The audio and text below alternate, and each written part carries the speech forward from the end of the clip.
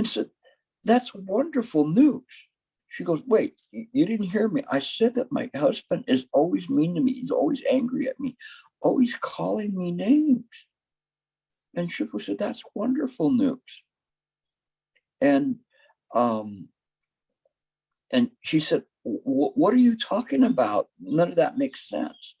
And he says, no, people are always looking for the way to practice, and you have a daily reminder of how to practice, how to let go. Now, understand, if she was being beaten by the person or something along those lines, that, the advice would be different. But here, it's just somebody that has a difficulty with their spouse. And I'm sure none of you have ever had difficulty with your spouses, ever, or vice versa. They've never do that. Everybody who's never had difficulty with spouses, raise your hands right now. Yeah, that's what I thought. So, David, are you a bachelor? Well, there it is. So in any case, when we do this, we see things clearly. And that's what Shifu was saying, is accept the situation that you have. Recently, one of my students was saying that their brother had contracted stage 4 cancer. What advice can you give him? So think about it. What would you give advice to somebody that has stage 4 cancer? It's different than what you give advice to others. You cannot say to them, well, everything's impermanent, hasta la vista, baby, you're gone. That's not going to work. There's no compassion, there's no understanding. But it's a matter of slowly presenting useful Dharma to people to be able to get them to see the situation. And then also this is something actually beneficial, because it gives you a time to prepare. Whereas other people, if they die of a heart attack, they don't have time to prepare. I think Robert, I don't know if he's here today, recently had a stroke. If he died at that point, he wouldn't have had time. But now he's got extra time to kind of measure things and measure what's valuable, what's important in terms of things, and measure this breath. This one counted. And what can you do with this breath? What can you do with this body? All of these things we look at. So we accept our situation. We accept where we're at, and we're doing that. It's not like I look at it and go, oh, I got to give a class in 5 minutes. So I guess it's time to get out of bed. No, I understand that. I've been studying all week. I studied this morning, and right up to the moment when I turned on the camera. That's just the way it is. So you accept the situation. You understand this is your function, and you do it well. Not bad. You don't have to gauge yourself or do anything and say, why me, or whatever. It is what it is. And you practice your best. The third one is to ask for nothing, since all things are empty. Very interesting. So we don't have to ask for anything. It's like we want to sit on Mila Fo's lap, the Mila Fo for the Westerners is the Buddha that now appears to be very, very corpulent. And we want to ask, what do you want for your birthday? Well, Mila Fo, can you make me enlightened? Can you do this? You don't have to ask for anything. What is important and vital in the practice of Chan, in the practice of Buddhism, is it's already there. You already have it. You have what's called the wish-fulfilling gem, the Mani Pearl. Right now, if you wish, what do I want? And there's all sorts of different things that people want. They may want a new car. They may want a better job, $1 million in the bank, whatever it is, what they want.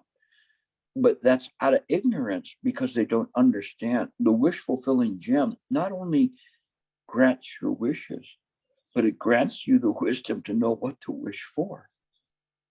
And that's what's important. So we don't wish for this or wish for that. We are clear about what we wish for. And in this way, we understand we already have it. It's not easy for us to do that, because we go, well, this Dharma book's not going to pay the electric bill or the cell phone bill or whatever it is. And so there's a dissatisfaction there in our life, something that we're missing. Even the rich people have desires and things that they wish for. Although they have quite a bit, they still are wishing for something. And if it was one thing, they want something better, finer, something not 14 karat gold, 18 karat gold. They want 24 karat gold, because this is the pattern.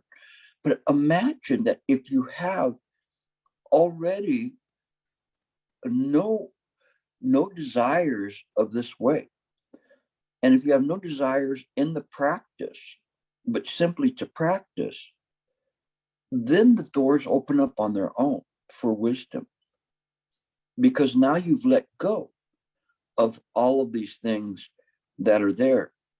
A long time ago, I saw this program on TV, kind of one of those National Geographic one, and it was about this African tribe, and they figured out how to catch monkeys in the wild. And what they would do, hold on a second here. Very interesting.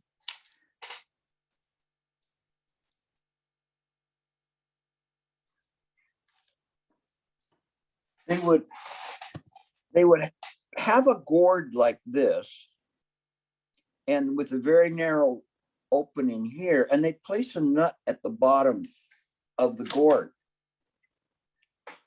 And monkeys would come along and smell the nut at the bottom of the gourd. And so they would stick their hand in and then grab the nut with their fist. But when they tried to pull it out through this narrow opening here, they could not do that. As much as they tried, if they tried to run away with the gourd, it was tied to a stake and a tether. So they could not go very far. And they showed the native people walking up to the monkeys, and the monkeys are still pulling and pulling and pulling. And their fear of losing the nut was greater than them being captured. And the latter part of the program was showing that they had this monkey on a rotisserie stick over a fire being cooked.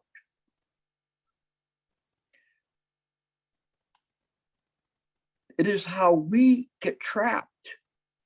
We don't want to let go of this life, but letting go of this life or letting go of these things ensures that we're trapped. And so when we practice in this way, looking for something, then that ignorance blocks us from the wisdom. You would think that monkey would say, let go of that. I value my life. But no, valuing the possessions that were there was more valuable. And it was a real shocker to me when I saw that, because I was thinking, wow, do we do that too? And this was a long time ago. I remember I was still just barely out of college and looking at this and going, how can that be? But it shocked me into thinking, am I that way? Can I be that way of wanting to hold on to this? Perhaps wanting to hold on to drinking alcohol or taking drugs or risking my life all the time in whatever dangerous adventures I would do. are those things more valuable? And you look at the world in this way.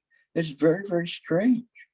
So when we let go of those things, it enables us to practice, because it sets the mind, opens the mind from the constriction of desire, of wanting. And then the fourth one, it says, one finds oneself in harmony with the Dharma. In this, so this aspect of being in harmony with the Dharma means that, and this is with a big D, so it has to do with scripture, sutras, treatises, is that we read the Dharma, right? But are we in harmony with it? Sometimes you'll read something and it says, okay, don't do this one. And you turn to the next page because it's reflecting something about yourself. You don't want to be and worried about you're in harmony with the Dharma. So you move on to the next thing. You say, I'll practice that later on. But right now, let me look for more nuggets. But it is not this way. We need to practice. We need to be honest. It's not easy. I'm not somebody that I could tell you, oh, Gilbert, he is a bodhisattva of the highest degree. No, I'm a practitioner. But we always are trying to become in harmony with the Dharma, how it's practiced. It does not mean that we look for the Dharma to absorb enlightenment from the words and the phrases, but through the practice of it, it leads to the awakening. So when we practice in this way with all of these, fundamentally, it is what all of the Chan masters have been saying from early on, even before Bodhidharma. But Bodhidharma puts this out there, and the Chan masters are in accord with this. And I wanted to read you another aspect of this, which is very, very interesting. And bear in mind, I've only read about 5 lines of the different books I was going to talk about today, but it's not necessary to move on. This can be very helpful if you understand where to practice. So in this one, let me read a little bit of this. And this is coming from the book entitled Zen Buddhism, A History of India and China from Dumoulin, which is kind of an older scholar. But nevertheless, there's some good material that he has in there in terms of source material. And he was saying, the calming of the mind, the second element of wall gazing. So when we looked up and we said that we have to just kind of calm the mind, recalls the story of enlightenment of Hueco. According to the transmission, Hueco called upon the Buddha, who was seated in meditation, and asked him how he might calm his mind. Now, you all know this story, or I imagine 90% of you know this story. Pay attention, though. There's a twist here, okay? A very, very subtle twist in terms of that. So Hueco goes to him and says, how do I calm the mind? Bodhidharma turned to him and said, bring me your mind and I will set it free. So Hueco replied that, try as he might, he could not find it.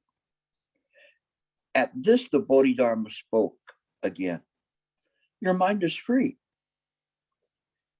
As Yanagita notes, Yanagita was a Japanese historian and Buddhist scholar. This exchange, the oldest of its kind in Zen history to come down to us, has a contemporary ring to it. So this is him in his book writing. This is a quote. Hueco has asked the Bodhidharma for a method to free the mind. not for an ontological principle. So he's not asking Bodhidharma, what does this mean? Where does mind come from? What is mind? He's saying, by the way, do you know a way that I can free my mind? And it just has too many thoughts coming in, too many things, and I just can't settle myself. So he's asking him not for a definition, but for a method of how to do that. How do you do that?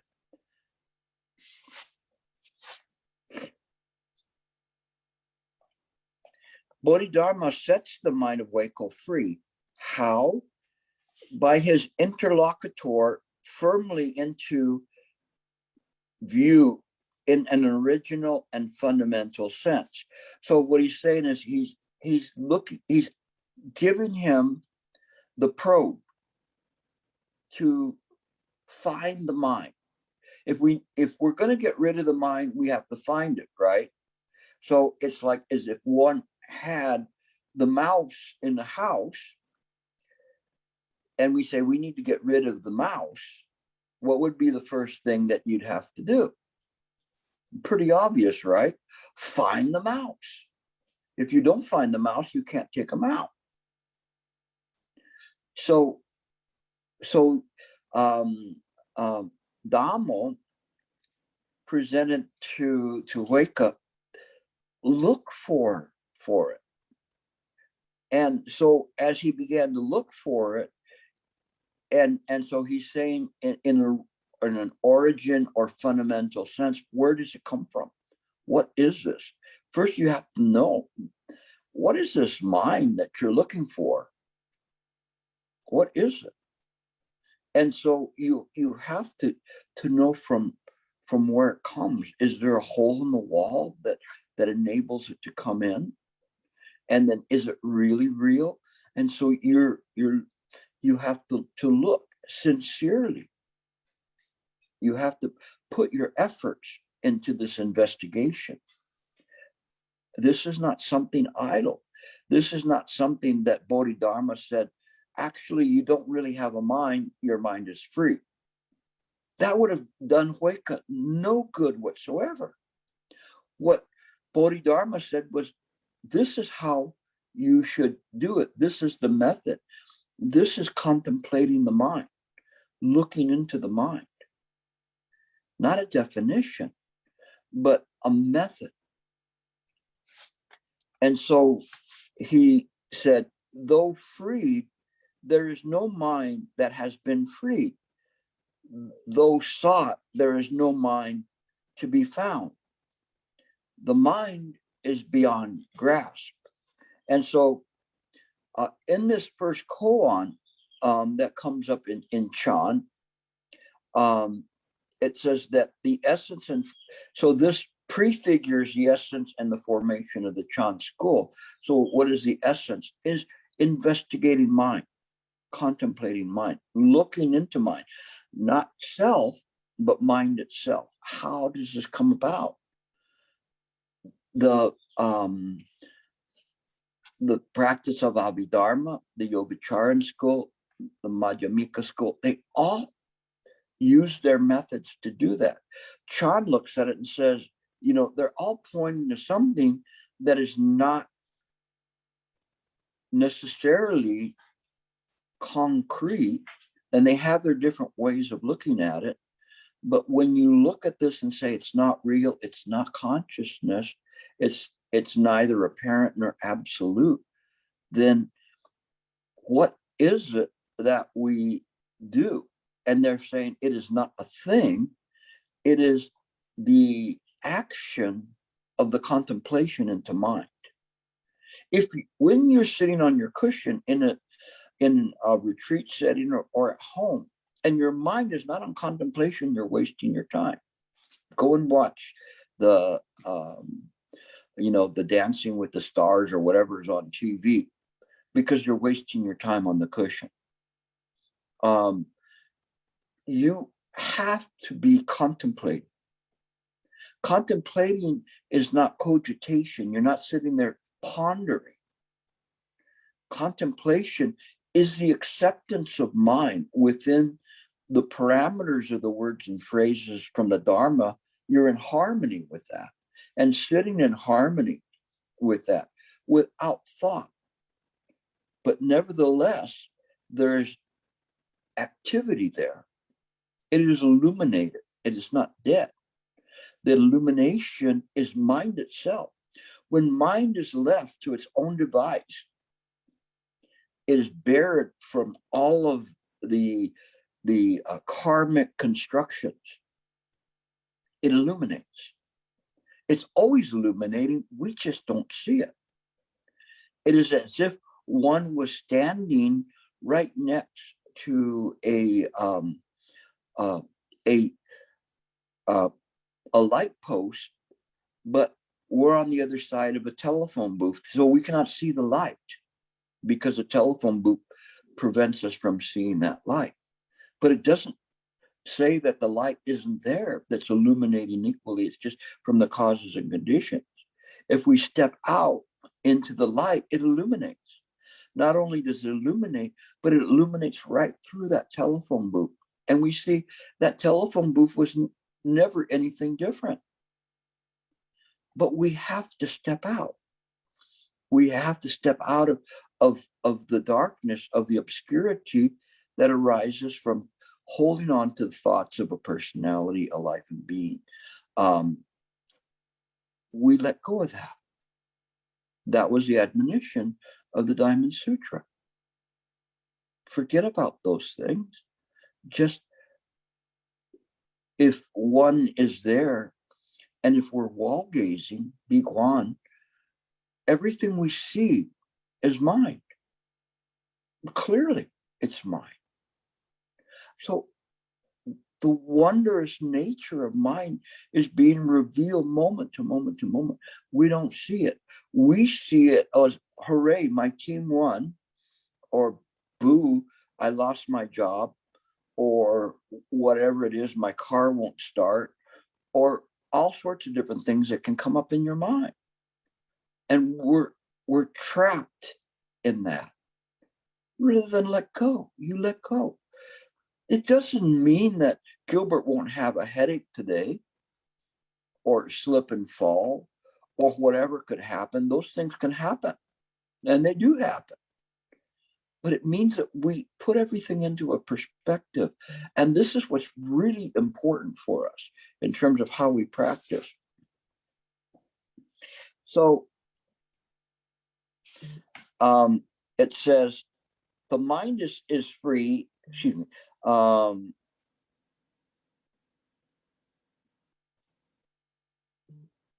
sorry. So he says, for Yanan Gita, it is important Bodhidharma's answer understood correctly and fully. The patriarch knows of no way to liberation of the mind, but can only claim mind is free. The mind is freed here and now. It is the original pure mind, the true self of and Buddha nature. Thus presented, Bodhidharma's method of meditation is the translation into the praxis of the Mahayana doctrine of wisdom, which is the Prajnaparamita Sutra. So what that meant was that this exchange between him and Hueka then served as the fundamental presentation of the Chan doctrine. What is the fundamental presentation of the Chan doctrine? Investigating mind. It comes down to this. If you are not an investigating mind, I don't care how many sutras you read, it's still not going to get there because you're not doing this in the right way. You might as well have the book upside down, because all you can do is become a better citizen, but you cannot penetrate because there's no illumination there. You are not using the right end. You are still involved in the cogitation of mind versus the true practice of illuminating the mind. By its own nature, it's illuminated. And so it comes to this right there, implicit, it is already there.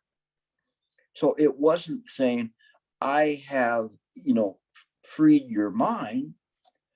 It's just simply saying this method brings about the liberation from illusion.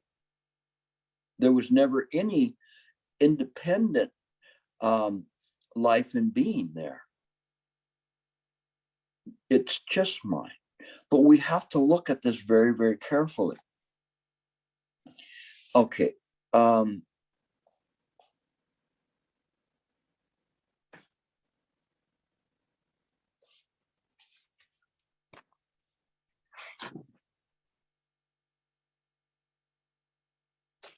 going to switch for a moment. We have a little bit of time.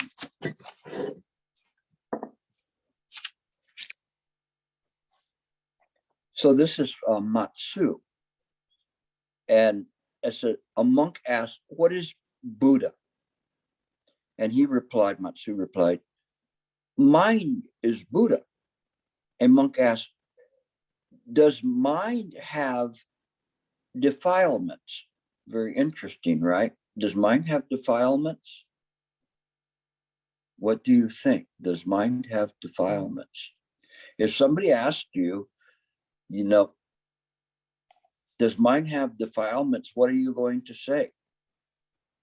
All of you who rely so much on the sutras, or can parrot the words, Robert, what would you say in that moment? Are you going to put your finger up?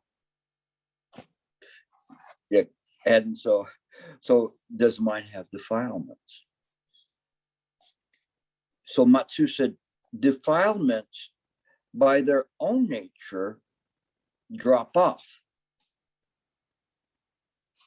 So does mind have defilements or not, based on what Matsu said? Does anybody know what he means by this? Defilements by their own nature drop off. Nobody know? This is where we start, climbing up the mountain. Okay. So you heard the words, rah, rah, rah. Okay, let's do this. Now this is where the heavy lifting comes in. So he's presented, does mind have defilements? What would you think? Does it have? If we say that mind has defilements, then we could say, well, does that mean that it's impure? And if we, or that it has, and if we say that the defilements are not there, then we'd say, then where do they appear? They appear outside of mind. That would be a duality. So it's not so easy. But this interrogation is going directly to the heart of the matter. Not so easy to respond to this. So why did he say that defilements by their own nature drop off? Now, I don't have the luxury of time to be able to grill you guys on this today, although I would find that much more beneficial than giving you the answer or the perceived answer. But when he's saying defilements by their own nature drop off, would one then say, aha, defilements have their own nature? Is that really what he's saying? What do you think? Is that what he's saying? What is he saying here? Defilements by their own nature drop off. Is now Matsu incorrect? I'll give you a hint. He wouldn't be incorrect, or he wouldn't have printed this in this book. So what does that mean? Nobody? Hi. He's saying, what is the nature of defilements? I heard somebody cough or something. Was that the answer? So what is the nature of defilements? Impermanence. Impermanence? Where does the impermanence come from? Buddha nature. Buddha nature. So he's saying these defilements, without saying existent or non-existent, but saying by their nature drop off. Meaning he doesn't say that they are non-existent, but just saying the function of mind. This is very, very precise. That's why it's in this book. It's very precise. It's clear because we don't have to negate the defilements. Those defilements we use to practice. They're not other than the Buddha mind, but as you say, they're impermanent, they're transient. But that is the manner in which the Buddha nature is. A monk asked, then, do you mean that we shouldn't cut them off? So now he's trying to go around it and say, you mean that we don't try to practice morality? So he's approaching it from the Sheng Northern School, saying that we have to always be vigilant to cut off these kinds of bad practices and practice in the right way. That's why this is being approached here to show a different one. And so then the Matsu says, cutting off defilements is called the second vehicle. Whap. So he kind of gives them a slap, saying that what we cut off, that's like if you have to do something, then okay, do that, but it's not really the way that it should be done. And it reminds me about what in terms of actions and laws and proper conduct, there's the interpretation that we don't need the law. Proper conduct via wisdom will comport in a harmonious way to the society. Laws are there to prohibit something simply so that we can maintain order in the society. But with the wisdom, we do not need the law. But the law's there.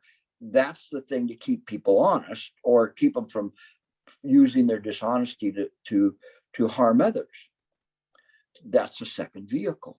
It's not the first vehicle. The first vehicle is just manifesting wisdom in the present moment.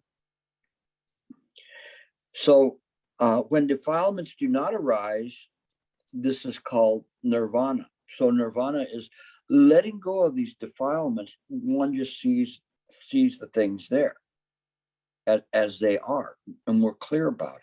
And the mind comports to that. Do defilements arise in the mind? They arise in mind, but maybe in that portion of mind, you are not adding to those defilements.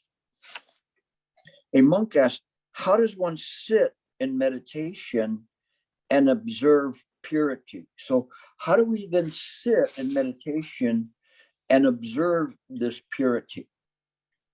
And Matsu said, there being neither pollution nor purity, why do you need to assume a posture of observing purity?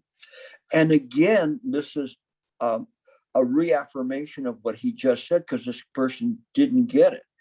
But it is important and vital to our practice of meditation that we don't sit in meditation to observe purity. I want to clean my mind. I want to make it pure. I want to think only of good thoughts when I sit to meditate. This is not the way. This is the second level, not the highest level. The highest level is simply contemplate mind. If something arises, we know that.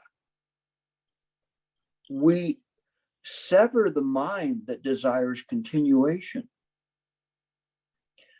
We are aware of the thoughts that are arising in mind. We don't have to do anything more than illuminate them. The awareness of a thought is not cogitation. The awareness is that the mind is aware that something has arisen without distancing itself from it or becoming intimate with it. It is just aware that it is in the mental environment, has arisen.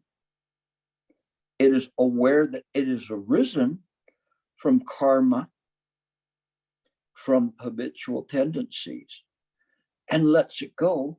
And that this is the practice, is maintaining the awareness. Maintaining the awareness is not cogitation. This is subtle. This is very subtle. But if you cannot meditate in this way, you will not be able to make progress. You will be able to block the mind from thought, enter into a dark samadhi, but you're not going to enter into an illuminated samadhi. When you get up off the cushion, all is for naught, because there is no wisdom that is being manifested. We manifest wisdom until we get to Anyatara Samyak Sambodhi, this highest perfected wisdom, which is in fact no wisdom whatsoever, because it is just mind itself. It is just abiding in mind without abiding in anything. Mind is mind. And if we say, mind is mind, then I would say to you, no mind. There is no mind there. What? But it is in this way. It is my responsibility to continually correct you, to keep taking anything that you're holding on to as a reliance, take it away, so that the only thing that is left is mine. Not any kind of a semblance of a perfected soul or ego or personality or a life and being. It's just simply mine. But you're like that with that monkey, holding on to that and rather going to your death instead of letting go. The difficult part is how to let go, because I see so many of you, so wonderful practitioners, and you're there. I always tell you, you're dancing around the edge, yet you just don't want to jump in. There's just something holding you back, but you don't have to let it hold you back. Just plunge in, really. Just go like this, and jump in, or hold yourself like that and jump in. It doesn't matter what position you are. You're not going to be graded on your jump. Just jump and let go. This was what all from the beginning the ancient Chan masters have been imploring you to do. So please practice in this way. Thank you very much for letting me do this. This is not necessarily an easy topic when one takes it seriously and tries to present something sincerely to you that can be of a benefit, rather than simply a cavalcade of all the different masters and what they said. That does you no good. I tried to bring to you their heart. Okay, omitofo. All right.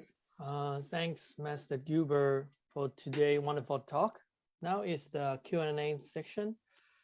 Please raise your hand if you want to ask a question, and then we will promote to you on your microphone. And we do see the Robert. You do raise your hand. You want to ask a question? Yes. Thank you, Gilbert. When you talk about the defilement a moment ago, it reminds me, I think there was a example long time ago. You use practice like a Teflon cooking pan, a Teflon pan that we use to fry an egg. And I mean, it's like that reminds me of of course, the nature of the Teflon. I mean, we're often trying to, I mean, everybody know a Teflon doesn't stick, it just slides off. And the practice is it like not being aware of the thoughts, all the thoughts is trying to land on this plate or this flat object. It's going to stick to it, but practice is practice of the non when you mention about the monkey, the non-grasping, the non it's like holding on to it. We always try to holding on. It's almost literally like if you practice like a Teflon plate, you're aware something stick on it, and the awareness automatically, almost like it alerts you, hey, time to let go, time to let it slide off the plate. And as times go, you pretty much have to let go of the Teflon plate. There's nothing else to land let on me the correct you a little bit. We don't let go, we illuminate. And by its own nature, that's what Master Matsu was saying, by its own nature, it will fall off. So that Teflon coating is the mind itself, and its functioning, in its clear function, it will fall off. The thing is that as we illuminate it, we do not create fertile grounds for that to reappear in the future. So whatever is the obstruction, it'll appear less frequently and less intense because we're simply illuminating that. So this is again a tiny subtle twist that means the difference between life and death. Thank you. Oh, you're welcome. Okay, Jack. The next one is Nina from Michigan. Lena. Okay. Yeah. Go, Lena. Yeah. So I have a question. Thank you for the wonderful teaching. Yeah. Yesterday I got a chance to learn a radiating metta meditation, and this is the first time I did that. And during the practice, the mind was bright and calm, and a word "who" naturally came up, and it was like a hua to. So asking who was doing radiating metta. So I asked who, and no response, and who, no response, and all was just awareness and silence. So I found out that the hua to, who, is like a pointer, point to the state of mind. So my main practice is the silent illumination, and I found out that both method actually is try to illuminating the mind. So can you comment on this? Both method, there are some commonality between these two methods. Because they both come to the same place, which is just mind. Because of your practice and your sincerity in the practice, you realize that whether one uses illumination or one uses the hua to at a when the practice is matured, there's no difference. So sometimes I would say when I was where you were at right now, all I'd have to do is instead of saying who is reciting the Buddha's name, you just go who, and then later just who, and then later nothing, and it would be the same as illumination, because simply you would just keep returning the mind to its original source, and in the original source it functions perfectly. And so it's looking at these little vestiges of who, which are really on the other side, on the samsaric side, but it takes it nowhere, because as you were talking about, is that it brings you back to the hua to before the word. So all the time, there's no continuation of thought. It is just boom, and then you're back to whatever your function is. So this is a natural progression in the practice. It's good, and it indicates that you in your daily life are applying the practice in a proper way.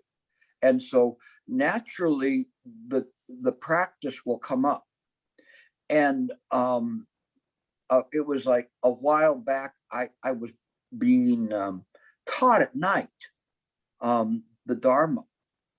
And it wasn't that there was somebody that was teaching me. Later on, I found out, I think it was Master Sheng that was saying, your own mind, you yourself will teach yourself, the things that you know. And because your mind is very calm, it will bring all of this to a clarity in that moment. And there's no difference between a sleep state and let's say a conscious state in terms of the practice. The practice continues irregardless. And so with you and you're functioning and you're doing something, there's no difference. There's the practice that's there. And so it's coming up and it's bringing it up, but you're not interfering with it. You're not messing with it. If you begin to mess with it and start looking into it, you will lose that state. But if you just keep going back as if it's a huacho, coming back to the mind, coming back to mind, coming back to mind in the present moment, jump. You really need to jump. I wish I was there. I'd push you through the plane, door so you could jump, whether you have a parachute or not. But this is the time. Okay, good. It's very, very good. Did you have a follow-up of that? Pardon? Did you have any comments or other question? Because this is important where you're at. That it's something that the huato, who or anything is something I refer back to the here and now. So I illuminate the state of the mind, the current state of the mind. Quite so. And then you just stay with that. Just stay and stay and stay with that. Even that, Lena, will disappear. And then it'll just be the mind. Okay. It'll just be that way. That's why I say right now is probably the best time. If you find the way to be able to make that final jump, you will be very surprised. Even the realizations and awakenings you had before, you're right there. Okay. Yeah. All right. Next one, Simon. Hi, Gilbert. Hello. I want to go back to your example about the relationships and spouse and just sort of accepting situation. So how do you do that? Like, how do you, let's say you're in a difficult relationship in some way or another, and you try to work with that person, you try to accept them for who they are. How do you do that while also setting boundaries for yourself in a way that your stuff isn't sort of propelling the boundaries? Or how do you set boundaries without being attached with your own stuff, I guess? It's really interesting, Simon. And what I love about groups like this is we have the practitioners that have some advanced things that they're dealing with, and having that opportunity to be able to talk to them about that, but also talking to you on a practical basis in terms of things that pertain to our daily life. I think that's just as important as helping the advanced. The only thing is most of the time the advanced people don't have a place to come to. And likewise with you, you're looking at it and you're trying to figure out, how do I make sense of this? It's kind of like one of those, how can you soar like an eagle when you're surrounded by turkeys, and when you're looking at the world, it's not always easy to do that. There was a saying of this one master that he was talking to this one young monk that was going to go to the forest to do a biguan, a solitary retreat. And he asked him, why are you going to the forest? And he says, there's too much noise here. There's too much hustle and bustle. So he said, I'm going to go to the forest. And the master said, when you go to the forest, the bubbling of the creek, the rustle of the wind, the chirping of the chipmunks will bother you there. And so the thing is that what you have to do is understand that cause and conditions, there are many things that will arise in your life. And we don't necessarily throw the baby out with the bathwater. And I'm telling you from a personal point of view, don't think that it's all the other person's fault. A lot of times when I see people, they get rid of one relationship to go into another relationship and then make the same mistakes. I had once an employee that married a person that looked exactly like her previous husband. And it was like she was changing a bad tube and putting a good tube in. And he looked identical, not brother-like, identical, like a twin. And, I don't know what happened there, but I mean, we have to look at this. And I know when I'm saying that about Master Sheng, there's people in relationships that might look at it and go, well, I don't quite understand this. But you have to use your patience and your wisdom and your compassion. And you have to look at it and try to salvage what you can. At some point, as I'd mentioned, if it was a destructive relationship where somebody is a victim of verbal or extreme psychological abuse, then that's not a healthy situation. But we don't look at it and say, I'm not happy anymore. This person's not giving me what they were giving me 6 months ago or distant. We have to look at this and see, all the different ways that a relationship can be repaired, and really try to do that. It's not easy because people, as they get older, they can get into fights, and they can be nasty fights. And so you look at it and say, is this my beautiful life? Is this my beautiful wife or whoever? And you're frustrated with it, but you have to make a go of it. Okay. If you don't, what happens is that if you go to another relationship, you bring all of that baggage with you, and the karma follows you.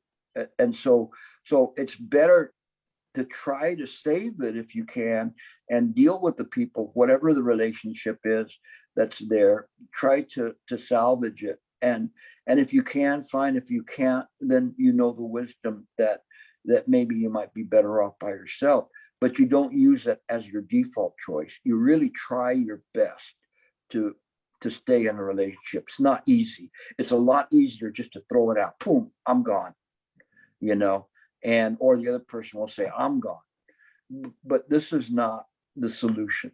You have to endure, and understand, probably the most important thing in a relationship is that no one is perfect, and you don't try to hold them to that standard of perfection, and so you try to do that, do your best. Okay, so hopefully that helped you.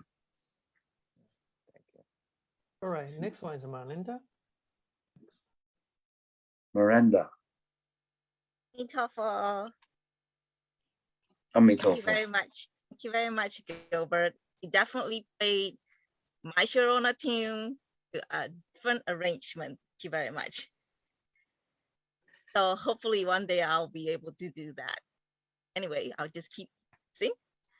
My question has to do with the point from illumination, the point where we have illumination, the point where things fall off naturally.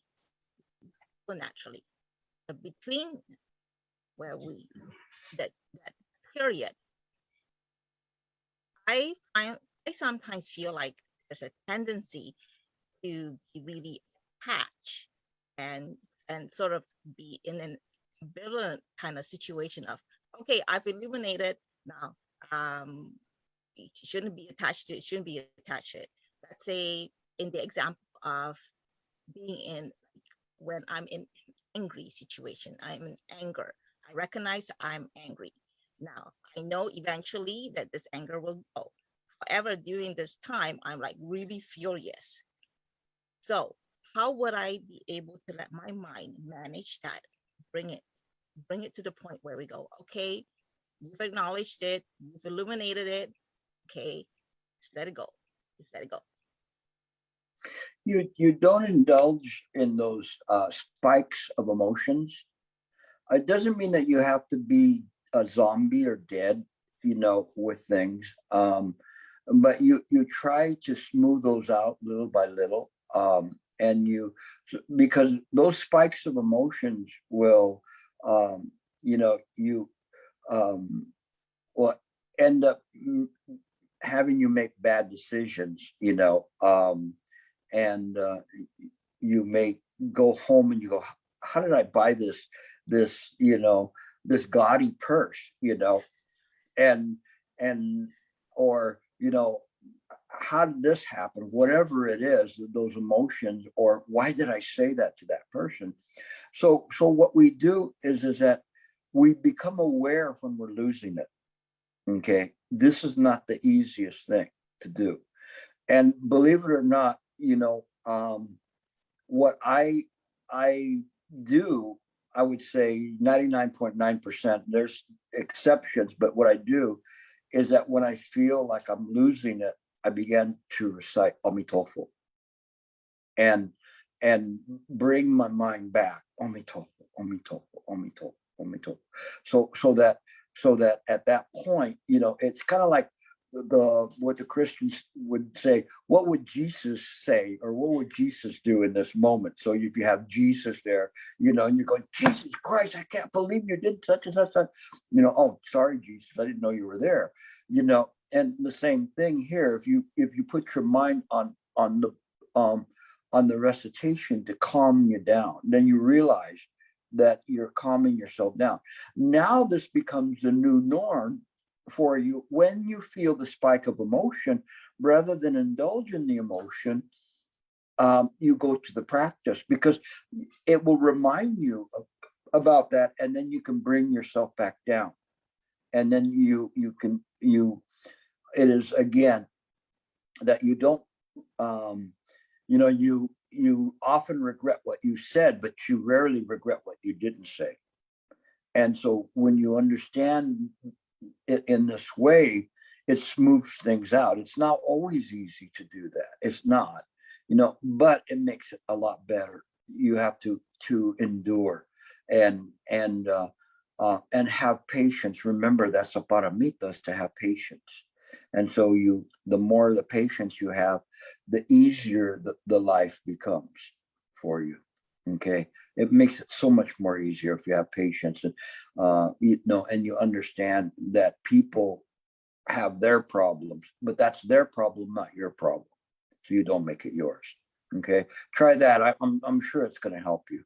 Okay, you're just you're just in samsara, so that those things are naturally happening to you, but you can let it go. It will work. Okay, Angela, I think, was next. She's up there. And Angela, you have so many different phantoms appearing around you. Who are all those people? Multiple beings. My mother is here with me today, so. Okay. Thank you so much, Gilbert, for the amazing lesson. I have a question around what you mentioned about passionate thoughts and illuminating them. Could you give an example of like what that looks like? What is a passionate thought? And what is the process of illuminating those passionate thoughts? What we do is we realize the most important thing, and this is what the admonitions of the masters, ancient masters, have said, is that the crime is not in a thought arising in mind, because the thoughts arise in mind naturally in accordance with habitual patterns. The crime is not noticing that those thoughts have arisen.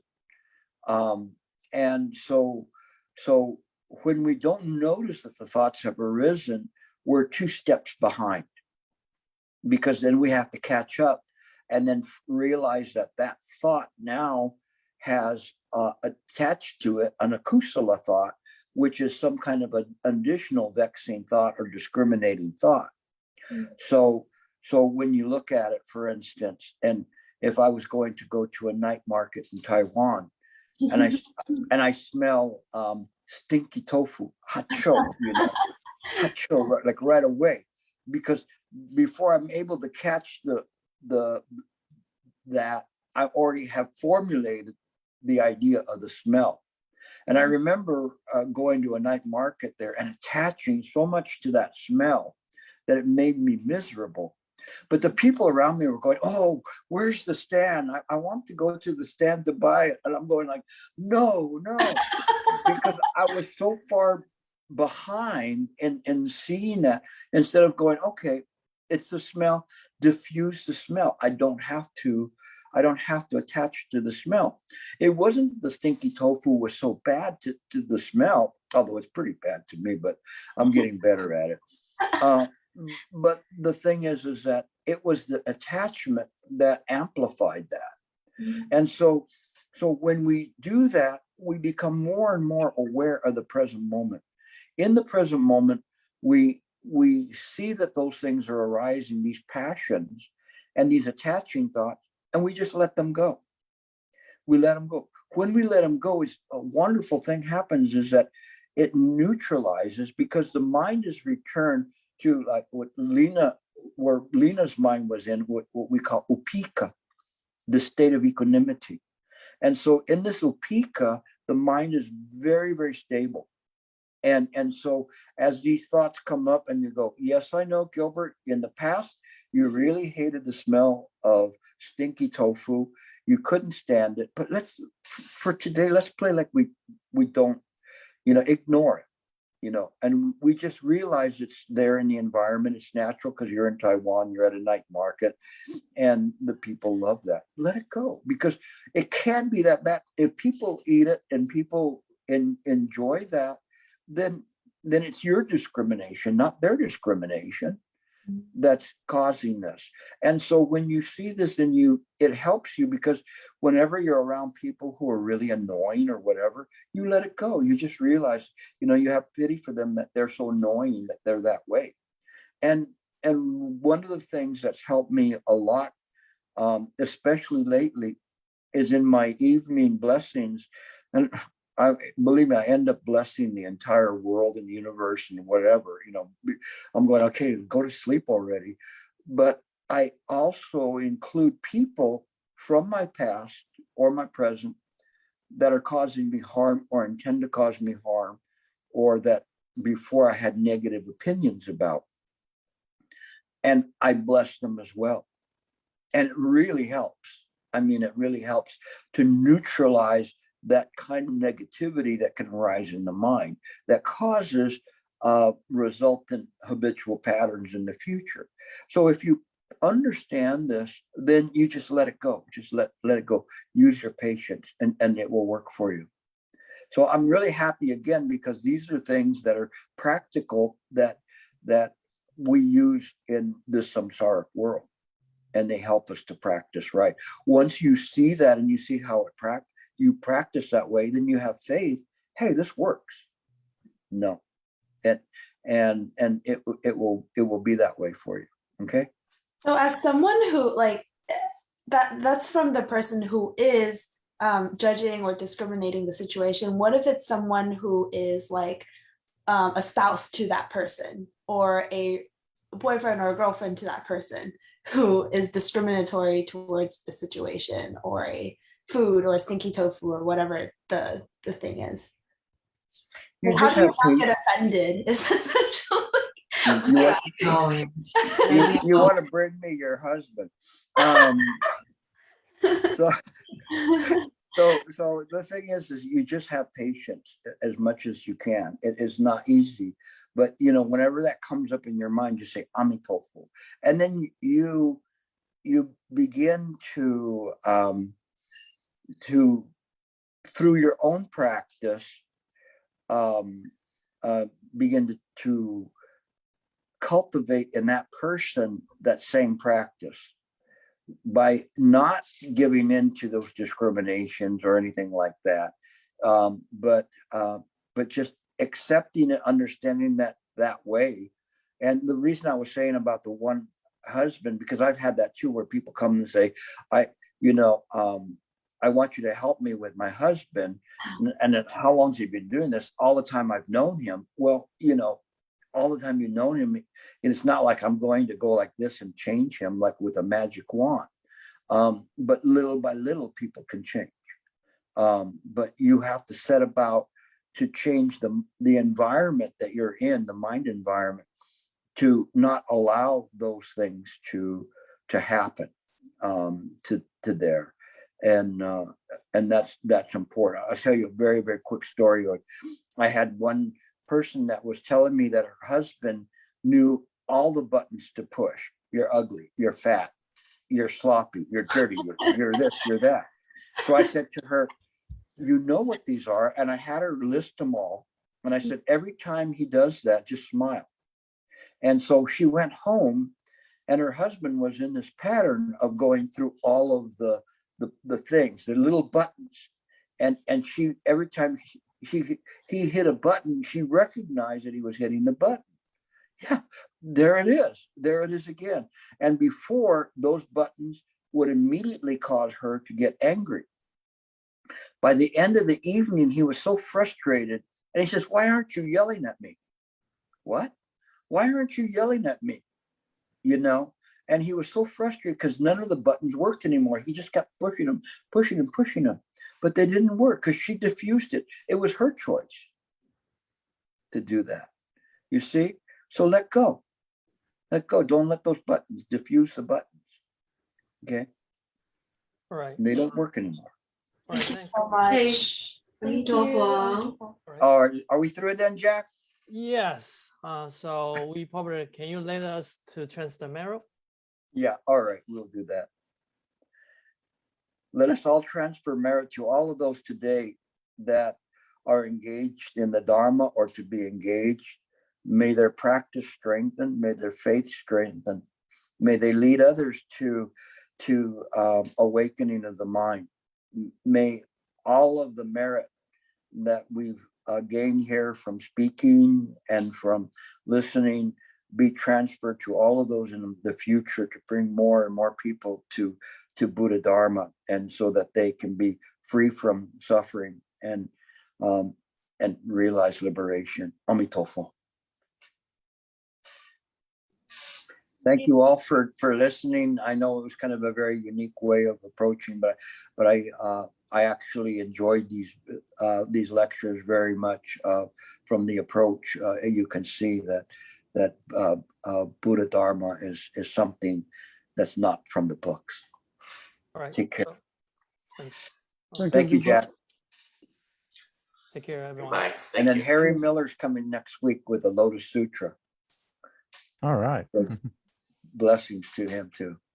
Okay. Take care. Bye-bye. Thank Thank you, you, Gilbert. Thank you. Thank you, Gilbert. Thank you, Gilbert. Bless you. Thank you. Let go. Thank you all. Take Thank care. you. We'll